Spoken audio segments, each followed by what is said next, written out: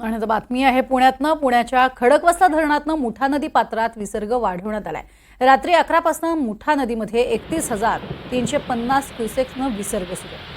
शनिवार आणि रविवारी सकाळपर्यंत पुण्याच्या धरण क्षेत्रात दमदार पाऊस झालाय. दुपारनंतर पावसाचा जोर ओसरला असला तरी धरणातील साठ्यात वाढ झाली. त्यामुळे रात्रीच्या सुमारास मुठा नदी पात्रात पाण्याचा विसर्ग वाढवण्यात आलाय.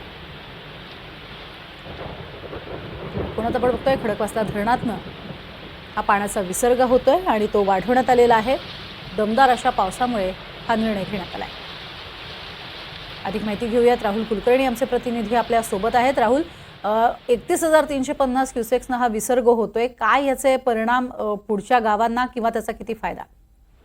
नाही प्रज्ञा, एक तर पाऊस यावर्षी सगळे विक्रम रूप मोडतो आहे. गेल्या 24 तासामध्ये एवढं पाणी धरणातनं वेगवेगळं सोडण्यात आलेलं आहे की पुणे शहराला 1 महिनाभर पाणी पुरेल एवढं पाणी फक्त 24 तासामध्ये धरणातनं सोडण्यात आलं. त्याचं मुख्य कारण असं आहे की ह्या वर्षी पाऊस फक्त जोरदारच पडतो असं नाही, तर त्यात सातत्य आहे. आता रविवारी पाऊस होता, आजही पावसाची संततधार सुरूच आहे. आधीच धरणं तुडुंब भरलेली आहेत आणि त्यामुळं जो सुरुवातीला 34,310 क्युसेक एवढा पाण्याचा विसर्ग सुरू करण्यात आला होता, तो काल काहीसा कमी करण्यात आला. खडकवासलातनं तो 26,345 क्युसेक करण्यात आला. तो पुन्हा आता तो विसर्ग वाढवण्यात आलाय, कारण घाटमाथ्यावरती पाऊस सुरूच आहे.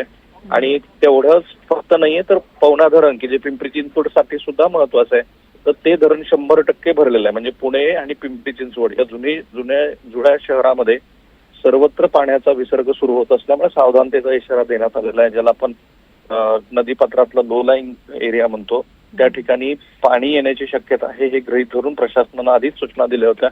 रविवारी एक छोटीशी घटना घडली की त्या भागामध्ये विसर्ग सुरू झाल्यानंतर नदीपात्रात लोकांनी ज्या दुचाकी उभा केल्या होत्या त्याही वाहून गेल्या.